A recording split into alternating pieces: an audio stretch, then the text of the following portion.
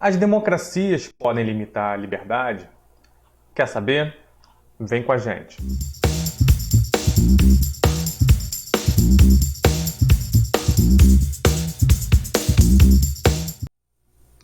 Olá, aqui é o professor Tiarão Borba. Peço já, inscreva-se no canal, dê o seu like e compartilhe o conhecimento. Vamos falar de um vídeo de atualidade sobre a seguinte questão: podem as democracias limitar a liberdade? Então, para a gente analisar essa primeira questão, a gente tem que entender uma tendência histórica. Desde o século XIX até os dias atuais, vem crescendo o número de regimes democráticos, especialmente no mundo ocidental. Então, o que a gente pode falar é o seguinte: olha, as democracias, a democracia como um regime político, a ideia de democracia, ela vem lá atrás, desde os gregos, com a ideia de governo para o povo. Só que ao longo da história ela passou por mudanças.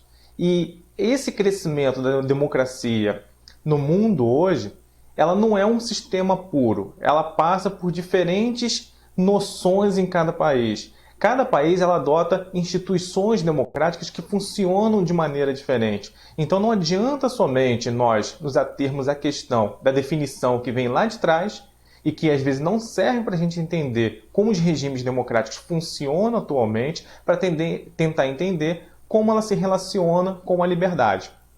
Então, tem um cientista político chamado Guilherme O'Donnell que ele fala o seguinte: olha, os países latino-americanos, ou os países na América, em sua maioria eles são democráticos, tudo bem. Mas são democráticos, mas eles interagem com outras tradições políticas. Que tradições políticas são essas que as democracias latino-americanas interagem? Com a tradição liberal e com a tradição republicana. Então, essas três tradições, democracia, republicana e o liberalismo, cada uma valoriza um aspecto diferente das relações com a liberdade e do poder político. Exemplo, a república vai valorizar as questões da coisa pública, o bem comum.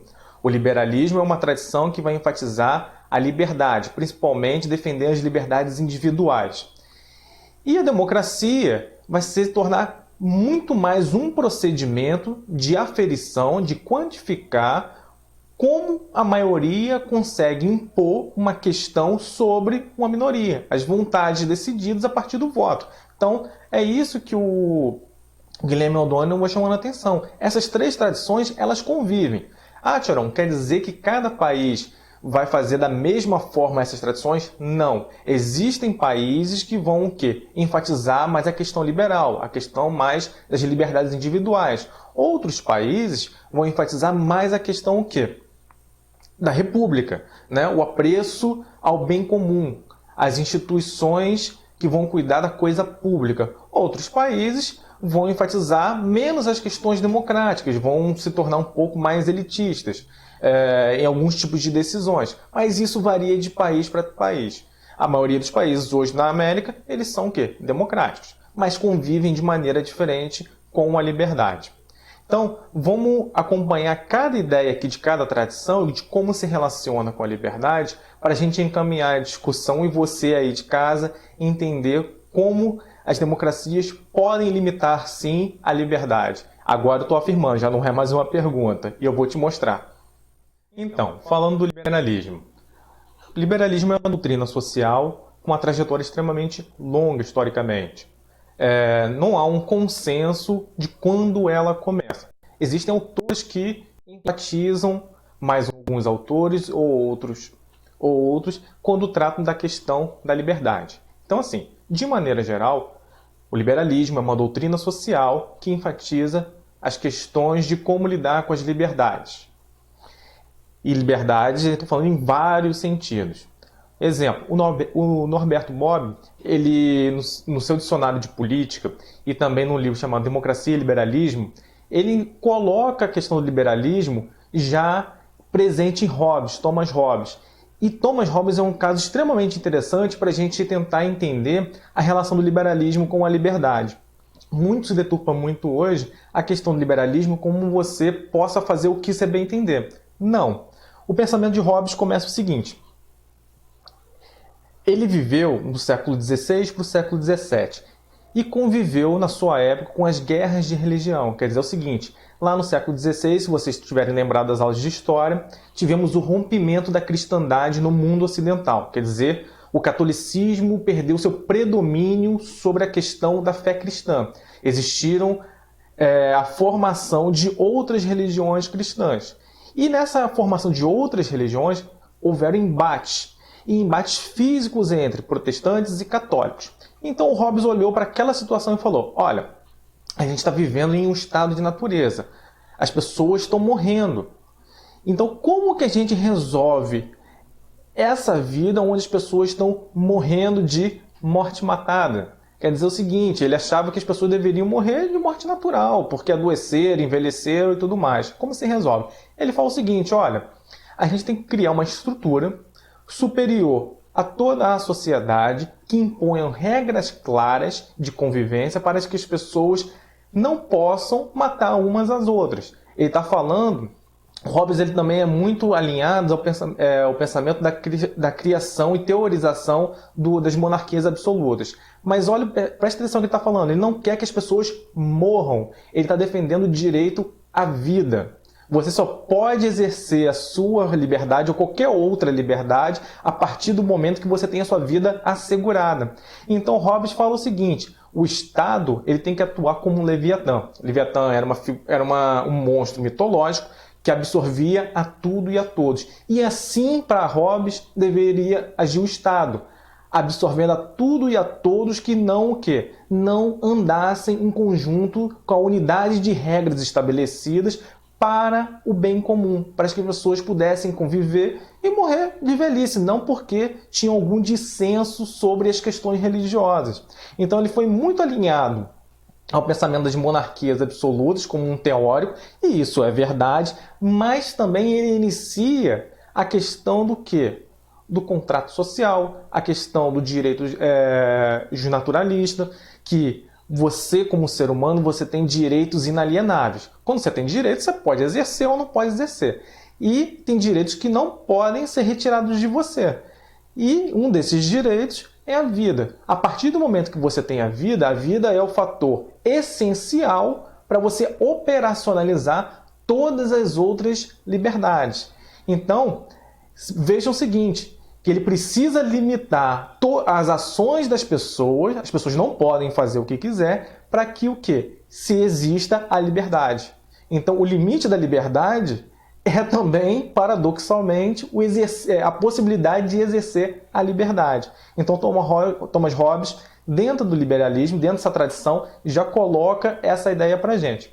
A outra tradição, a república, que vem mais famosa entre a tradição romana, que é com Cícero, que é tratar da coisa pública, aonde nessa coisa pública nós tenhamos uma unidade de regras e dentro dessa unidade de regras nós persigamos a ideia de justiça. Veja bem, então resumindo aqui, você só pode perseguir a ideia de justiça a partir do momento que você tem regras definidas. E essas regras definidas ajudam você a alcançar o bem comum. Então, essa tradição romana, que é advogada pelo senador Cícero, ele coloca essas três coisas funcionando simultaneamente. A ideia de justiça, bem comum e uma unidade de leis. Então, é a partir do funcionamento desses três elementos que você pode o quê? Operacionalizar a vida em sociedade, a vida civil, a vida do cidadão. Vejam bem, reparem, se você está buscando a questão do bem comum na tradição republicana, a liberdade individual, os desejos individuais, eles nunca podem sobressair a questão do bem comum. Então, a república lida com a questão da liberdade limitando-a. Por quê? Uma pessoa ela não pode impor sua vontade sobre uma maioria. É parecido com a democracia? É nesse ponto que elas se relacionam. A gente não vai falar de democracia num sentido grego, no sentido de governo do povo, mas no seguinte sentido, no sentido que a democracia ela é importante para entender o procedimento dela. Que procedimento é esse? Que as pessoas votam, uma maioria pauta a sua vontade sobre uma minoria. Então, As pessoas podem, dentro de uma democracia, entender que é legítimo limitar a liberdade porque uma vontade de uma maioria impôs isso. Isso acontece e aconteceu por N motivos e N vezes na história. Vamos pegar um exemplo de um caso aqui no Brasil. Exemplo, a questão do tabagismo.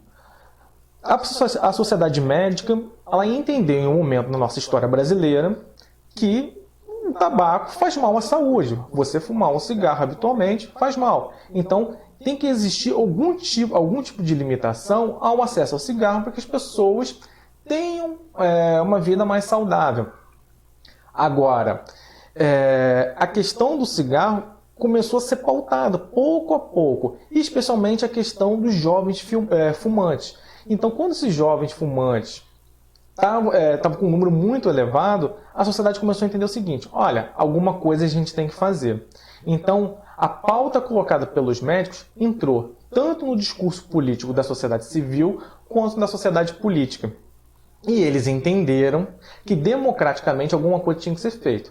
E o entendimento foi o quê? Limitar a liberdade de expressão das indústrias de cigarro. Exemplo hoje, é proibido a propaganda de cigarro. Não se limitou a liberdade individual de você fumar o seu cigarro se você quiser. Porque isso eles entenderam que é o seguinte: vai fazer um mal muito mais a ele do que à sociedade. Mas a partir do momento que você faz uma propaganda que tem alcance público, você está ferindo o interesse da sociedade dela ser o quê? Mais saudável. Então, a democracia ela convive também com uma limitação de liberdade. E ela convive com essa limitação de liberdade porque existem outros valores que estão relacionados a ela, que é a tradição liberal e a tradição republicana. Beleza, gente? Até a próxima. Um abraço.